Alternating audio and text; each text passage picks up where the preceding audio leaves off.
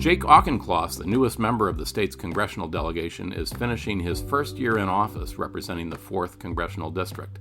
To say it's been an eventful and often tumultuous time to serve in the Capitol would be an understatement. Before his first month was over, Auchincloss faced an insurrection, an impeachment vote, and a presidential inauguration. Political divisions plaguing the country are also on full display in the House, where there's little agreement between the parties on much of anything. It's also not exactly been smooth sailing within the Democratic majority, where things are now at a bit of a standstill in the effort to pass President Biden's sweeping domestic policy agenda. And all of this has played out while we're still very much facing down a global pandemic. There's a lot to chew over there, and to do so, we're happy to have Congressman Jake Auchincloss here on this final podcast episode of 2021. Welcome, Jake. Thanks for having me, Michael. So, what surprised you about Congress now that you're finishing your first year in the House? As I sort of went over in the introduction, it has not exactly been the kind of year that you kind of read about in civics books about, how Congress works. It has certainly been a first year for the history books. As you indicated in the intro, my first Wednesday in office was the insurrection, and next Wednesday was the impeachment, next Wednesday was the inauguration, and then the fourth Wednesday, we got to work on the American Rescue Plan, which was the biggest piece of domestic legislation since the Great Society. A lot in that first month, and it really set the stage for the next 12 months, which have been focused on putting COVID behind us, putting a strong economy ahead of us, and trying to protect our democracy. And you asked what was the greatest surprise in all this. I think I knew heading in that it was going to be a volatile year. I think I knew heading in that Trump's hold on the party was not going to slip away. But I still have been surprised by how many Republicans were willing to vote to decertify the election results. That, to me, standing in the House chamber on January 6th, literally on top of broken glass, and watching Republicans stand up and object to Arizona and Pennsylvania is a moment that's just never going to leave me, for its demonstration of political cowardice and for reflecting the exact opposite of the ideal of country before self. What has that meant for your first year in office, in terms of, just getting to know colleagues, trying to establish working relationships when you've got at least some decent sized chunk of the other party that's sort of staked out that position? I know you've even said you've kind of vowed to not really work with members who would not certify the results of a democratic election. Right. I always try to center myself on two core jobs that I have in Washington. One is to represent the values of my constituents, and two is to advance their priorities. And I think for every member of Congress in history, there's always a healthy tension between those two things, because representing values sometimes can mean taking hardline positions. Advancing priorities means working with groups that don't agree with you, that may not share some of your values, actually, to get things done, to build a coalition, to pass important legislation. So there's always been a tension between representing values and advancing priorities. And what the 117th Congress, I think, has experienced is just that tension is greater than ever and has gotten to an unhealthy level, because I feel very strongly that to represent the values of my constituents here in Massachusetts, the cradle of the revolution, I'm not going to be working with members of Congress who voted to decertify the election results from a free and fair election, who would not support the peaceful transfer of power. At the same time, with razor-thin majorities in the House and no majority in the Senate, you've got to work across the aisle to get most things done. And so that tension is quite profound. And the best way that I can navigate it is just to set a very clear rule. If you voted against if you voted against the election results on January 6th, we're not co-sponsoring legislation with you. We're not leading letters with you. We're not going to be advancing priorities with you. if you voted the right way on January 6th, even if we may disagree on a number of other things, we will roll up our sleeves in good faith and try to find solutions. And that's kind of the dividing line I've drawn. And that helps me do both of those jobs, I think, fully and effectively. And just sort of refresh my memory and that of our listeners. So of the, sort of, what is it, 200 and some Republicans, how does that sort of shake out? How many of them did not, vote to certify the election? Roughly half. It's roughly 50-50 of the GOP conference. Right.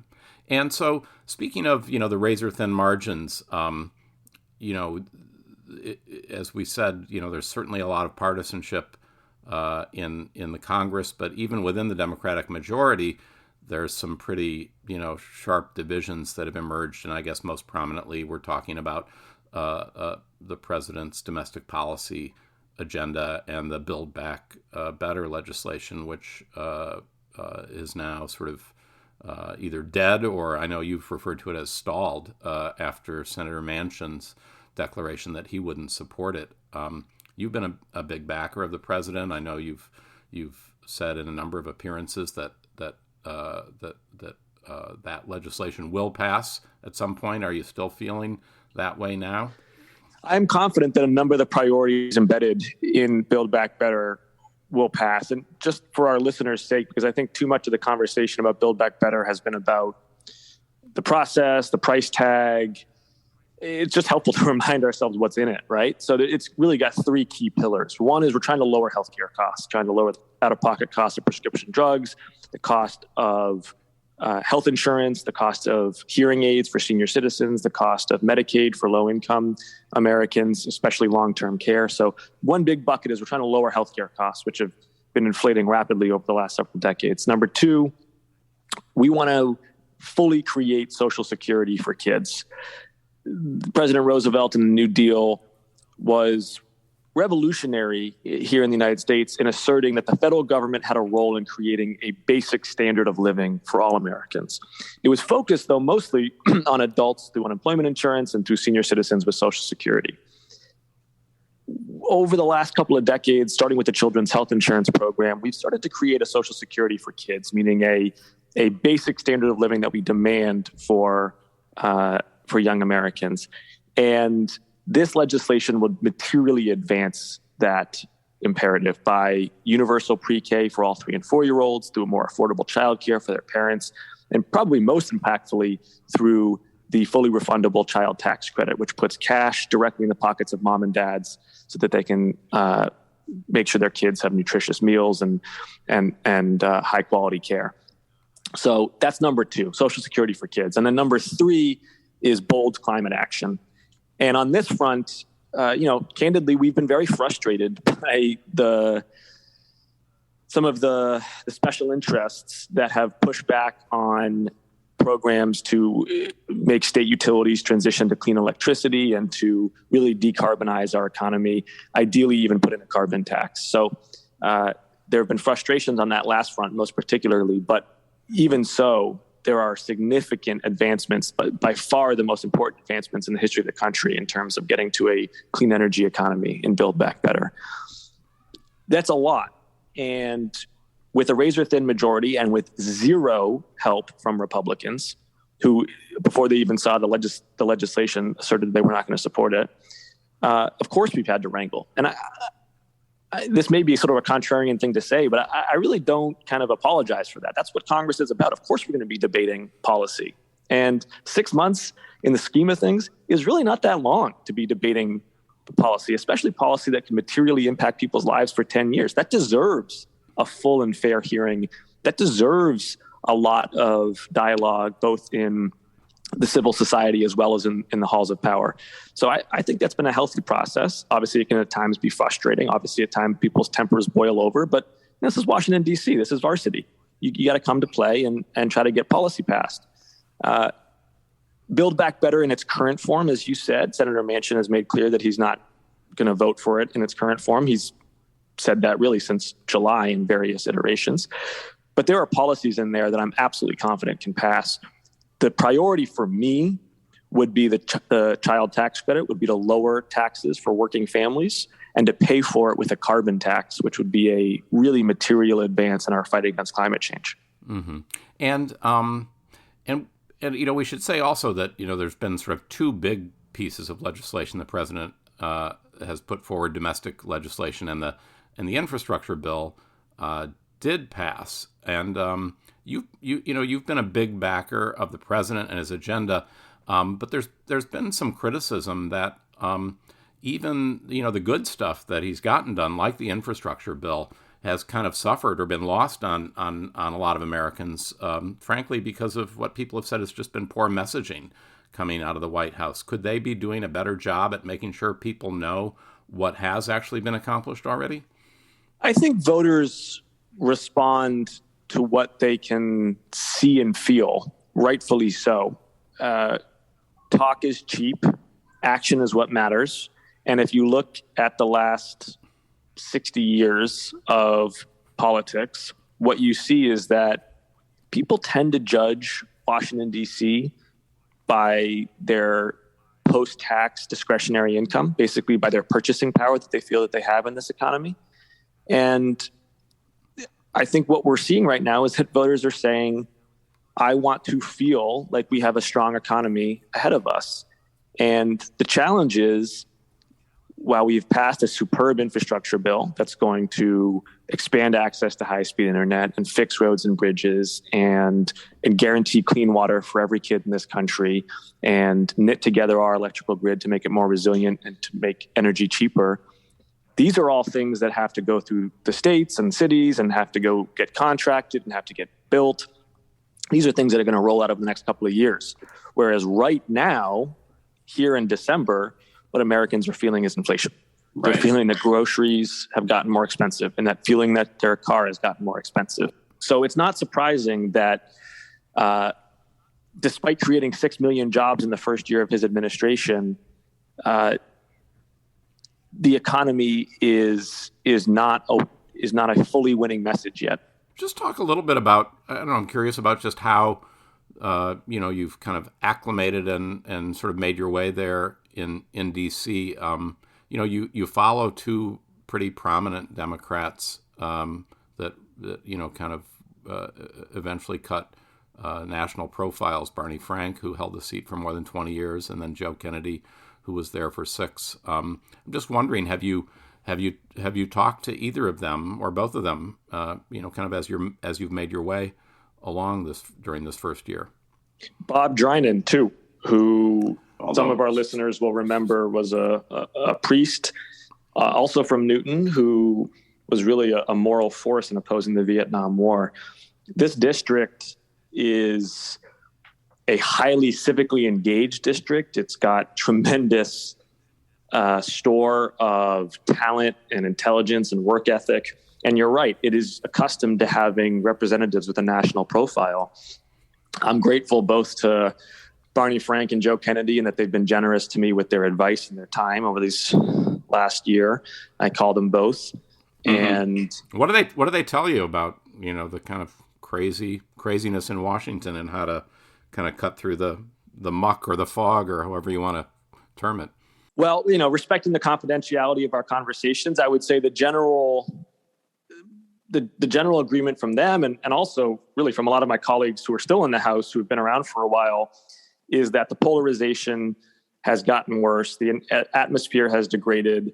The ability to do thoughtful committee work where people can, to a certain extent, take off their jerseys and just engage on the issues, all of that's gotten more challenging. Mm-hmm. And, speaking of sort of, colleagues that you are serving with, I wonder also, could you talk a little about the dynamics within our state delegation?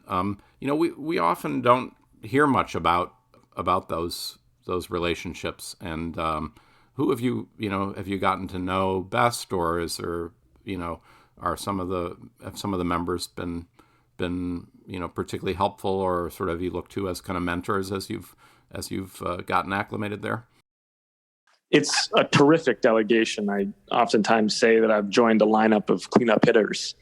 We've got Catherine Clark, my neighbor, who is the assistant speaker and is really, in every room where leadership is discussing key issues.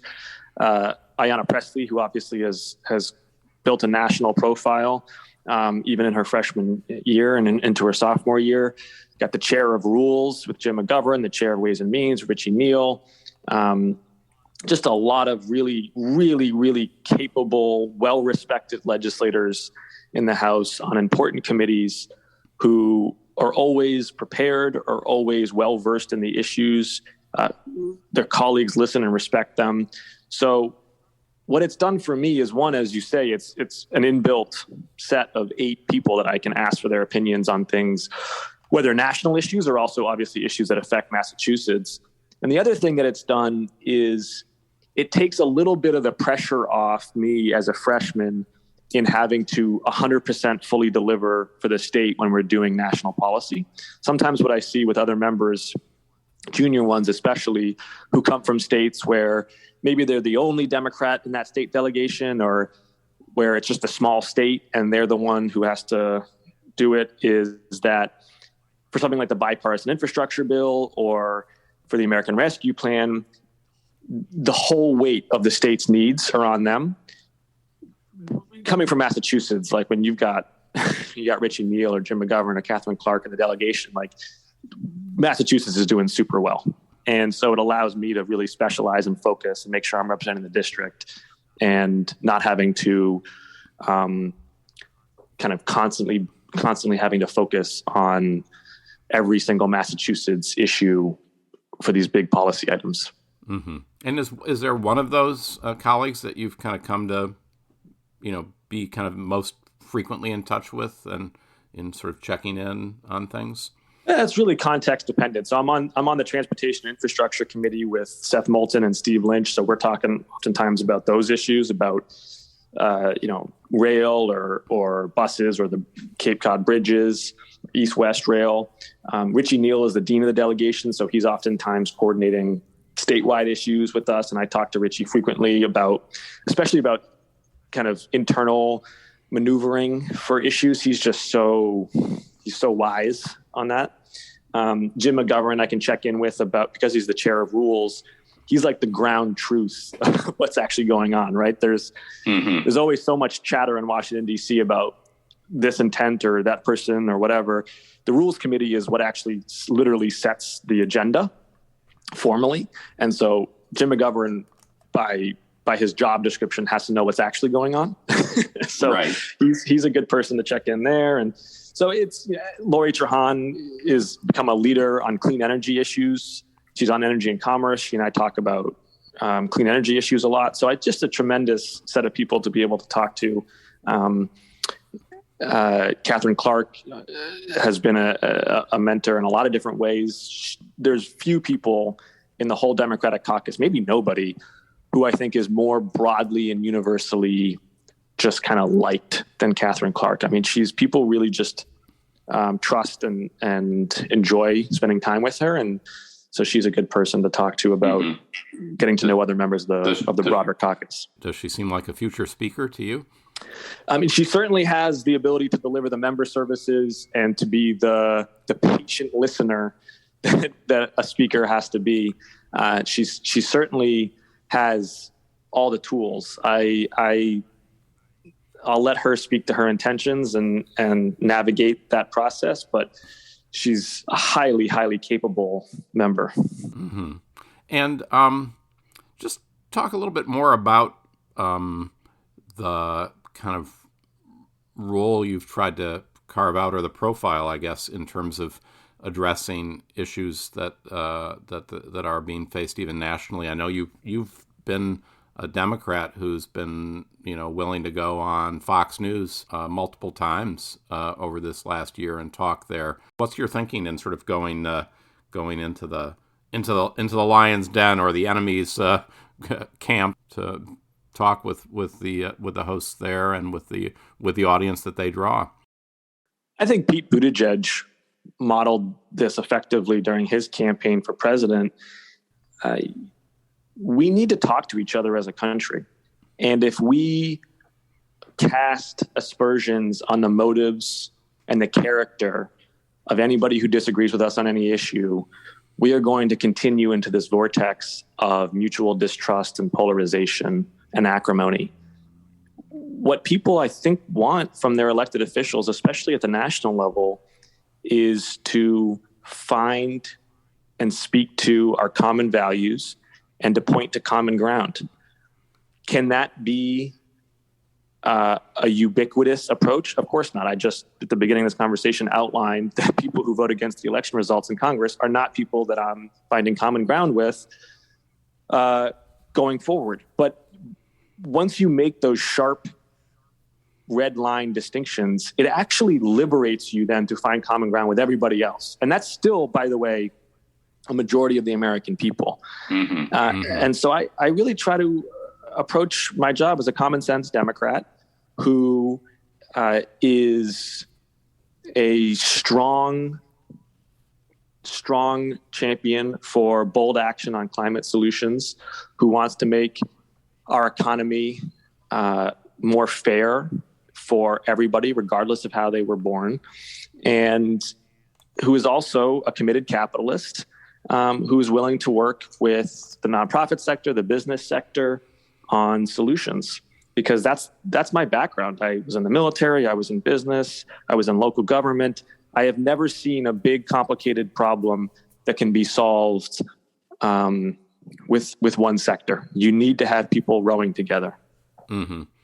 And I mean, have you gotten sort of reaction, or do you talk to colleagues about going on Fox? Have people either kind of given, Democrats giving you a hard time about it, or said good for you? Or I'm sure Twitter has given me a hard time. I don't know. I haven't looked on Twitter, but yeah, my colleagues have been very supportive. I've gone on Fox as well as NBC on Afghanistan repeatedly to defend and explain the president's position on that issue. I've written an op-ed and gone on Fox about inflation and put forward 4 solutions and approaches that could be bipartisan, and kind of opened the door to conversation with Republicans who wanted to try to solve inflation.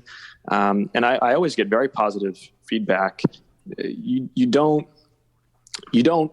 win a national majority talking with the people who already agree with you. Sort of a certain almost resignation you hear about the likelihood of Democrats losing the majority in the House next time. I mean, certainly there's a long history of, pattern of what happens in the midterm election to the party of the president and in power, and then, add inflation and other factors that are at play now. How do you sort of view the party's prospects to keep the House? There's no question that the historical pattern is pessimistic. The president's party will lose seats in the midterms. Right. A year is a long time in politics. A lot can change. What I am, and I've said this since before I took office, you've got to drown out the day in, day out noise of cable TV and social media and Washington Beltway gossip, and anchor ourselves in the fact that voters, when they walk into the ballot box in November, I really think are going to be focused on 2 things. Is COVID mostly behind us, and is a strong economy ahead of us? If we can make the case that those 2 things are trending in the right direction, I absolutely think Democrats have a shot at retaining our majority. But that means that we need to whip inflation, and the Federal Reserve's commitments on raising rates and winding down tapering are going to help with that. And we're already seeing positive movement with energy prices that'll lower the cost to fuel your car or to heat your home. So the trends are moving in the right direction there. And as the supply chain gets sorted out in the first half of the year, there should be further deflationary pressures. And then with COVID, there's no question the coronavirus is here to stay. It also seems increasingly likely that it'll be an endemic source of the cold or the flu that, if you're fully vaccinated, need not be life-altering, need not mean serious illness.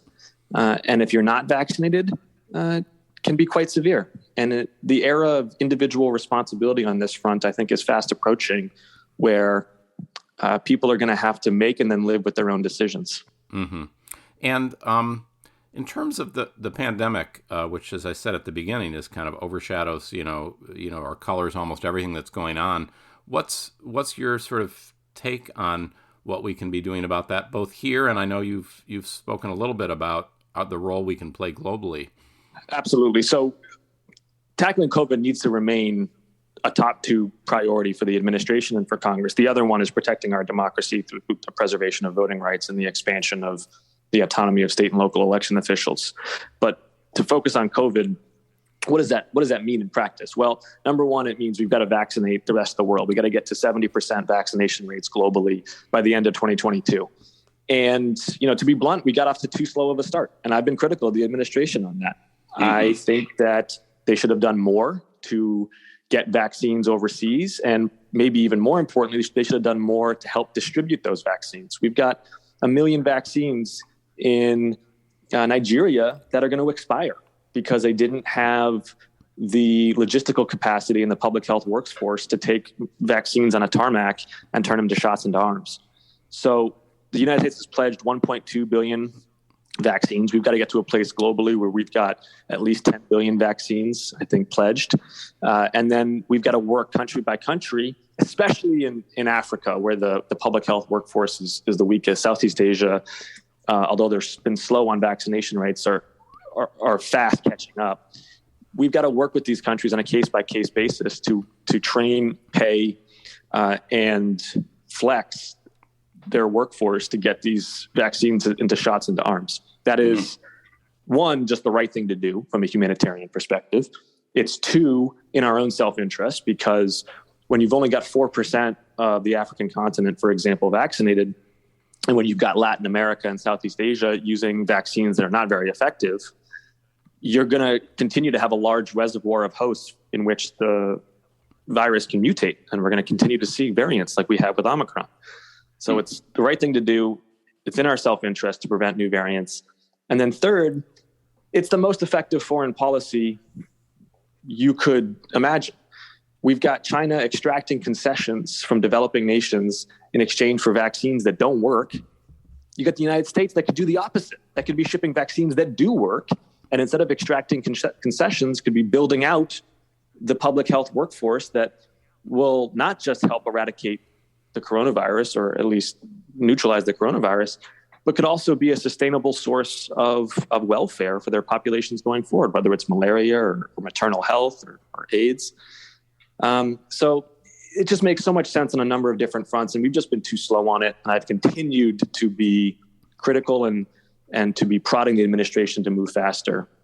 And then domestically, testing, and the administration's moving on testing, which I'm happy to see. We need to have free and ubiquitous testing. And then we've also just got to update, I think, our socio-political approach to this virus now that we are beginning to see the data that indicates that Omicron is both highly transmissible, but also not as severe, especially for the vaccinated. Mm-hmm. And just recognizing that if you're vaccinated, you may well get this.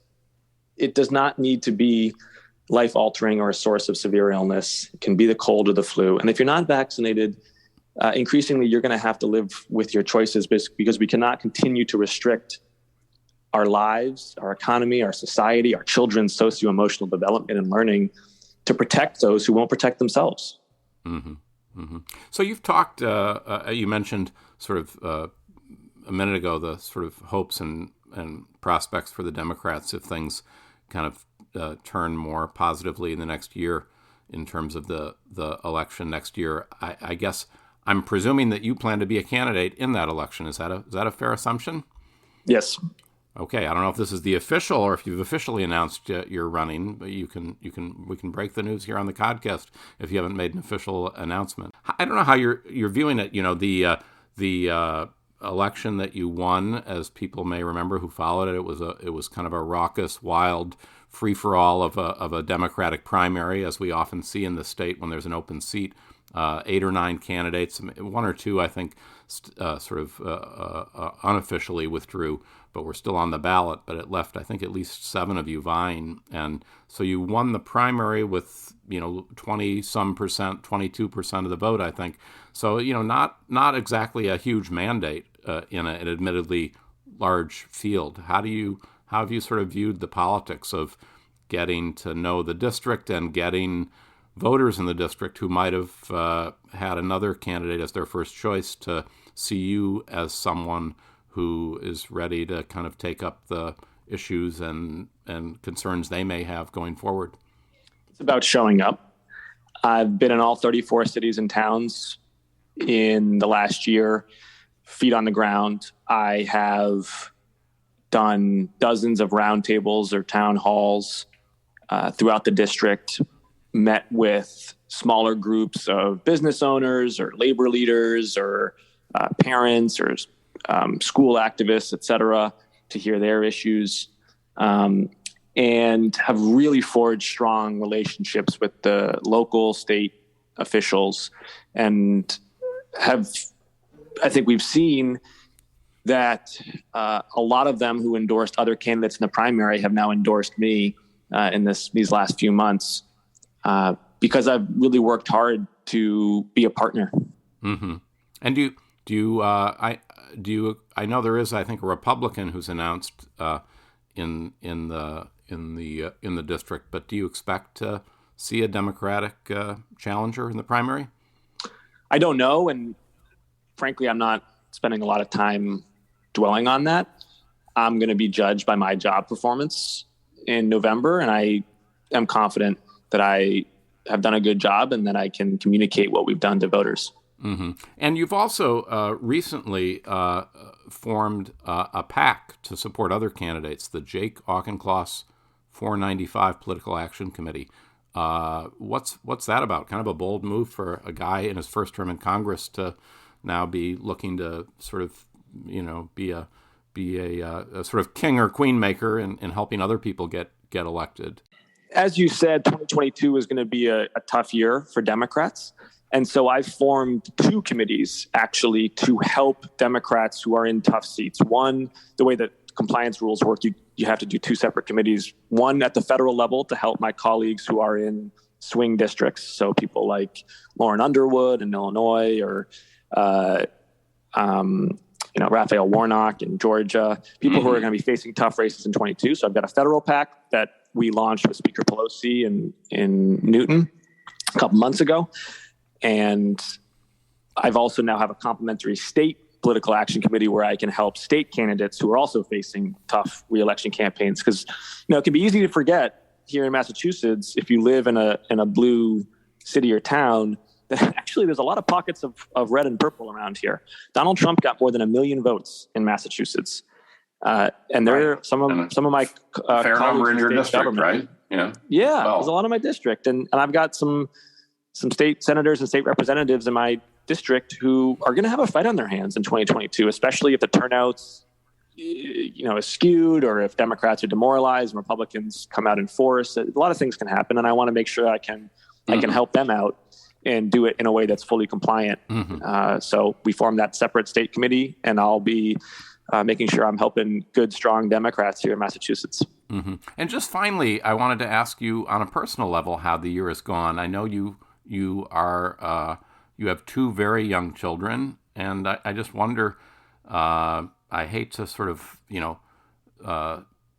think that there could be a silver lining to the pandemic in any way, but I just wonder if it has one been that you've been working more from home than in D.C. than otherwise would have been the case, and have you been able to be with them more, and just how has that gone to have the incredible demands and schedule of a new member of Congress, along with being a dad to 2 young kids? You're right that I've gotten to spend more time with them probably than otherwise would have been the case, which is an enormous blessing. And Teddy is 19 months. He was born during the campaign, right at the beginning of the pandemic, actually in April 2020. And then Grace is 4 months old. She was born in August. And, I think like any parent can empathize with, they're an incredible amount of work, and they're also the best thing that ever happened to me.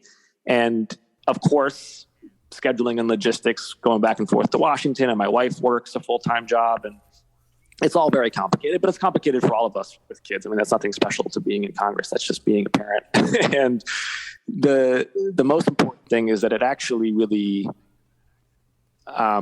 puts my job in context, both in a big and a small way. It helps me understand how important some of the things that we're doing are, right? When I think about protecting the integrity of our democracy against assaults on voting and the independence of our elections and making our climate more sustainable, these are things that are not just policy, not just imperatives, not just legislation. They're also the kind of world I'm leaving for my own children. And then it also makes things, frankly, feel a lot smaller, right? The kind of sniping and the bickering that oftentimes can characterize politics. When I come home at night and I'm playing Legos with my son, like that stuff just doesn't really register. And so they're helpful context in both ways. All right, great. Well, as we sort of head toward the new year, we'll let you go play some Legos with your son, and want to thank you, Congressman Jake Auchincloss, for talking to us today on the podcast. Michael, it's a pleasure to be here. Happy New Year to you and your listeners. To you as well, and thank you all for listening to our final 2021 episode of the podcast. I'm Michael Jonas from Commonwealth Magazine. We will see you next year.